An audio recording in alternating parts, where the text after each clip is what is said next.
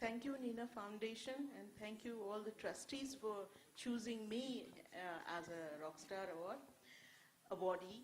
I don't know if I'm really inspired. This was not my aim to be an inspiration to anybody. My aim in life was to lead as normal a life as possible. That is what I strive to do, and I think I was successful, mainly because of my parents, of my brother, and my sister. I was always treated as a very normal part of the family. Neither my parents, nor my sister or brother were ever. So, I'm sorry, but none of them are around except my sister. Can we have Dr. Shakuntala on stage as well, please? Your sister, her sister. Please come up on stage.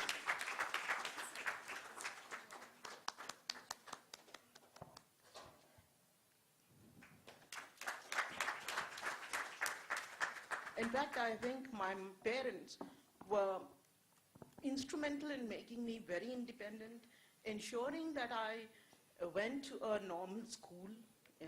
You know, we hear a lot of inclusive education now, but when at that time those words were not there. You attended a school and along with everybody else. And I was, I think, among the very lucky people. Whoever was involved, like I went to a school, the teachers were very good. They ensured that the classes were on the ground floor. Nobody said, oh, we can't do this for you, we can't do that for you. No. It was always there was a lot of attitudinal support, you know. So I led a very normal life. Not only in going to school, but then college, then I did my CA, and I have to tell you, I was the only girl, and all the other were 12 boys. And wherever I went to do my, 3 years of every day, my father would leave me at the office, wherever it was, wherever we did audits and things like that, and not one single place was accessible. Toilets were all with, bolts up and all that. And I never hesitated to ask my male friends to please stand outside the door, make sure nobody else comes in, because none of the officers had a separate toilet for women. There was a toilet, all men and women used the same toilet. So it was very important because I couldn't bolt the thing, I had to ask my male friends. And not one of them ever hesitated to say, Chandra, we'll stand outside. So that was the kind of support I received all through my college, my articleship. And then when I went into the bank, I think, Central Bank, I was in Central Bank of India. It was a very respected Parsi institution at that time, and known to be one of the very best. Yet, in northern India, and I have to say that there were lots of people who resented the fact that I was a woman, and in a very short time I was ahead of them. In fact, there were 2 instances when I gave a lecture on balance sheet, how to read a balance sheet, how to do this, how to do that. So they all asked me, took 3 years to do your, do you think in 3 hours we'll understand a balance sheet?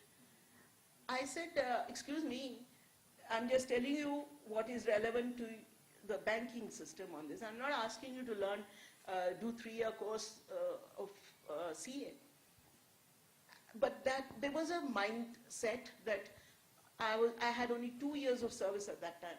That just 2 years, and I was giving lectures to guys who had 25 years of service and who said, I have 25 years of service in the bank, I'm a branch manager, you have just joined the bank. And I had to, that was the kind of attitude I had to overcome. Then there was a guy who was posted under me, and he comes and tells me, ma'am, आपको कुछ बोलूं तो आपको गुस्सा तो नहीं आएगा, ऐसे क्या बोल ही दो जो भी बोलना है.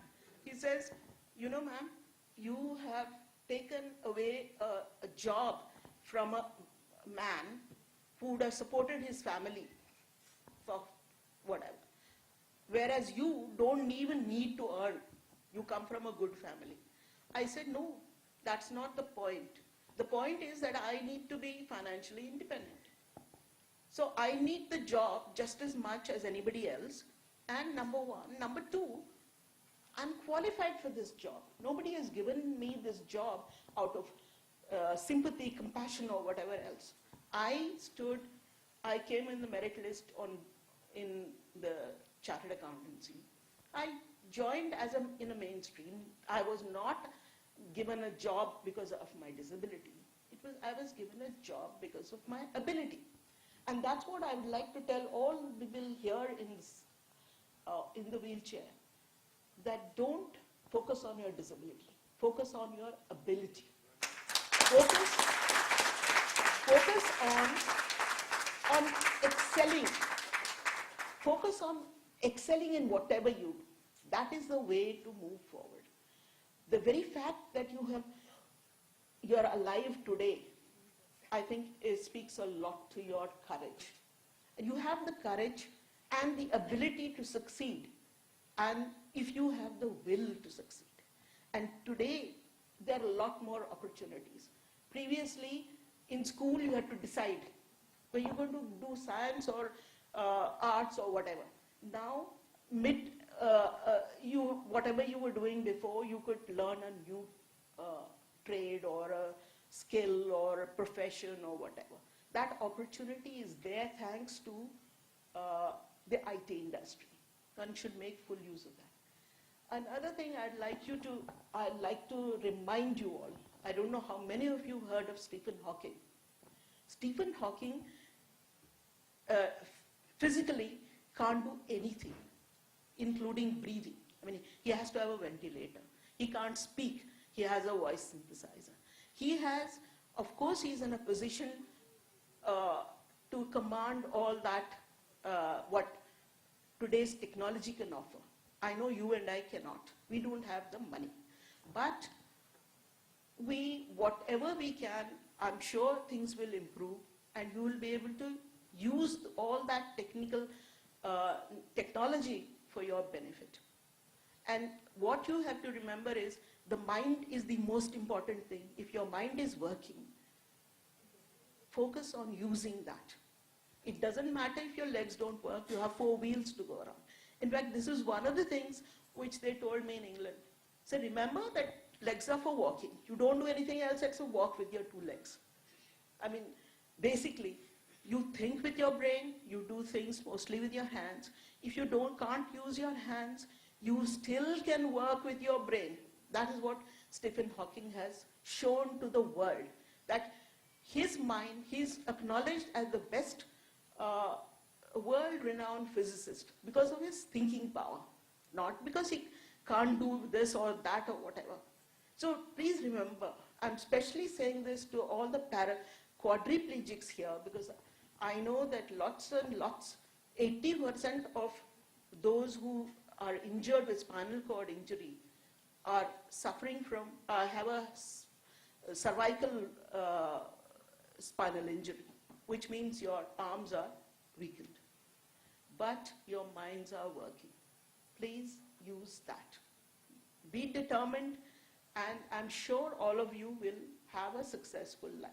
And don't count success only in money terms. There is a life, there is what you do successfully. Doesn't necessarily have to translate into money. Although there are a lot of people who say, oh, you're using this kind of a car, so you must be very successful.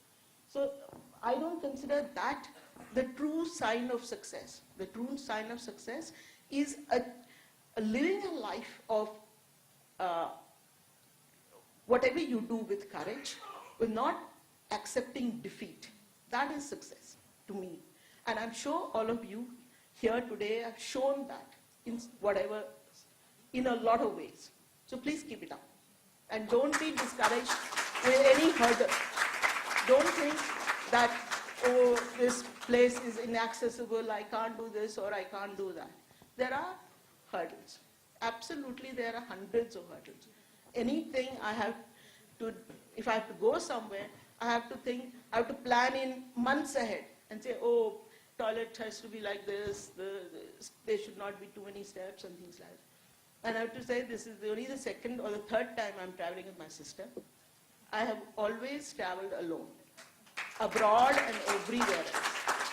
And sometimes, even the airline people say, Madam, why don't you have somebody, a caregiver with you?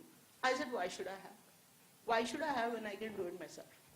So that is my attitude. And I think I have enjoyed and I have been lucky because I have had a lot of people. I think I have to acknowledge that lots and lots of people have helped me. Even when I go out and I find there are steps and this and that, I say, Bhai Sahab, please, mujhe help kar do, and they do. Without expecting anything, they help. So I think that there are a lot of people in this world who are very helpful, who don't expect anything, who still come and lend a helping hand. And that's what we have to be grateful for, and forget about all the daily pinpricks of inaccessibility. Some people saying, oh, aap log to ghar mein hi rehna chahiye, aap kyun bahar aate hain? Like when we went to Bangalore and we wanted to see some lion sanctuary or something like that. I said, can't we go in my taxi? He said, nahi, aapko isi mein baithna padega. I said, ye bahut bus, you know, the seat was just less than 12 inches. It's very difficult to sit. And the bus was such a dilapidated thing. It would go up and down like this. And there was every chance I'd fall down. He says, aapko aana hi nahi chahiye tha, aap kyun aaye? I said, what do you mean kyun aaye? Main dekhna chahti hu lions and tigers ko. Aayi isliye. This is the first time in my life anybody has said, aap kyun aaye? If you don't help, I mean, I have to write and say that these guys were most unhelpful. So then he said, theek hai, and we made sure that, you know, people would help me to get into the bus, leave the car and my wheelchair somewhere else, and he said, oh, please make sure it's not stolen, things like that. But eventually we did manage to go around. Thank you. I just want to say, please don't lose hope. There are problems, but you have the courage to, I'm sure, to overcome them. Thank you. That's why she's a rock star. And if we can have our guests up here for a photo opportunity, please. Dr. Tendulkar, Dr. Fernandes, and Shivaji sir, aap bhi zara 1 minute.